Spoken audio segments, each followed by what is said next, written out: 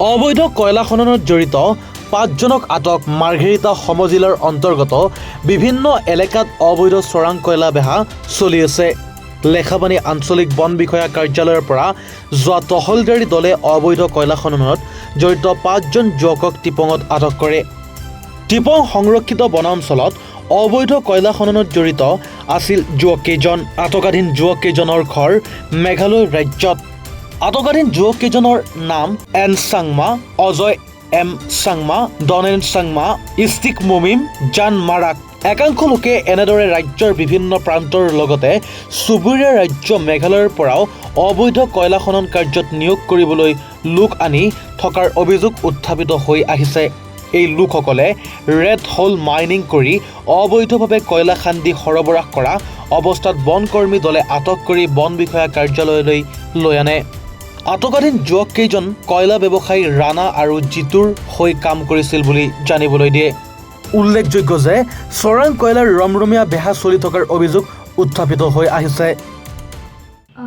যোৱা ৰাতি আমাৰ লেখাপানী বনাঞ্চলিক বিষয়াৰ কাৰ্যালয়ৰ ষ্টাফসমূহে যেতিয়া পেট্ৰলিং কৰি আছিলে টিপং RF-ত, তেতিয়া কিছু লোকক প্ৰত্যক্ষ কৰে। তেওঁলোকে ইলিগেলি কয়লা তেখেতলোকে উঠাই আছিলে। গতিকে তেখেতলোকক সোধপোছ কৰিবৰ বাবে আমাৰ ৰেঞ্জ অফিচত লৈ অহা হয় আৰু তেখেতলোকে এইটো একচেপ্ট কৰে যে তেখেতলোকে মানে ইলিগেল কয়লাত তেওঁলোকে লিপ্ত আছিলে। মুঠ ৫জনক আমি বৰ্তমান সেইটো অফেন্সত এৰেষ্ট কৰিবলৈ সক্ষম হৈছোঁ। আৰু কয়লাৰ কাৰ কয়লা আছিল, কোনোবা মালিক তেনেকৈ নাম? তেখেতলোকক আমি সোধপোছ কৰি আছোঁ, কাৰণ তেখেতলোকে কিছু নাম আমাক নিশ্চয়কৈ কৈছে। গতিকে সেইটো আমি ফাৰ্ডাৰ ইনভেষ্টিগেশ্যন কৰিব লাগিব আৰু সেইটো মানে যেতিয়ালৈকে এটা এষ্টাব্লিছ নহয় তেখেতলোকে সঁচা কৈছে নে বা কাৰ যি নাম কৈ আছে, গতিকে সেইটো বৰ্তমানটো ইনভেষ্টিগেশ্যন হৈ আছে। গতিকে সম্পূৰ্ণটো খুলি ক'ব পৰা নাযাব এতিয়া। ফাৰ্ডাৰ ইনভেষ্টিগেশ্যন চলি থাকিব আৰু তাত আৰু যদি এনেকুৱা কোনোবা মানুহ আৰু ইয়াত পোহৰত আহে তেতিয়াহ'লে আমি তেখেতলোককো এৰেষ্ট কৰিবলৈ যত্ন কৰিম। ৰেড হোল মাইনিঙত পোৱা গৈছে? হয়, ৰেড হোল মাইনিং কৰিছিল, গাঁত খান্দি কয়লা ওলাইছে। হয়। ঠিক আছে। कितना आदमी था आप लोग? खदान में कितना आदमी था? 5 आदमी। 5 आदमी था। 5 आदमी को आप लोग को खदान का अंदर में मिला है ना? सोने का था। और मेघालय से यहाँ पे कोयला का काम करने के लिए कितना आदमी आया हुआ है यहाँ पे? हम लोग तो 5 आदमी आए हैं। और भी है आया हुआ है? वो दूसरा तो मालूम नहीं, हम लोग तो एक ही साथ आए हैं। एक के साथ में आया हुआ है। 5 आदमी। मालिक आया था आप लोग को? मालिक अभी आया है? अभी तो नहीं मालूम नहीं आया ना? आप लोग को कब पकड़ा गया था? कल पकड़ा गया था? हाँ, कल रात। नाम क्या है आपका? स्टिक मोमेंट घर कहाँ पे है? मेघालय में।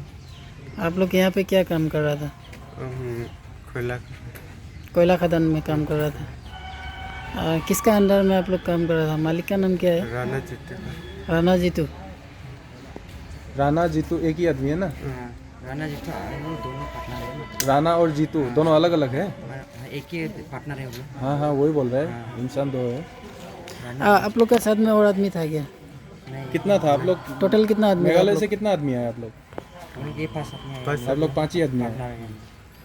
और काम करने का? লিডুৰ পৰা প্ৰভাত বৰাৰ ৰিপৰ্ট, এনি ভাৰত 24।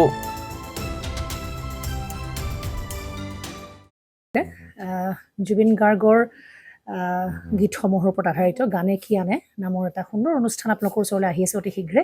অহা 15 আগষ্টৰ পৰা ধেমাজিৰ পৰা প্ৰথম অডিশ্যন আৰম্ভ হ'ব আৰু সেই অডিশ্যনৰ যোগেদি বিভিন্ন কণ্ঠশিল্পীসকলে যিসকলে এই অনুষ্ঠানত যোগদান কৰিব বিচাৰে তেওঁলোকে এই অডিশ্যনৰ যোগেদি আগবাঢ়ি আহক আৰু জুবিন গাৰ্গৰ বহুত ভাল লগা গান আমি সদায় শুনি আহোঁ।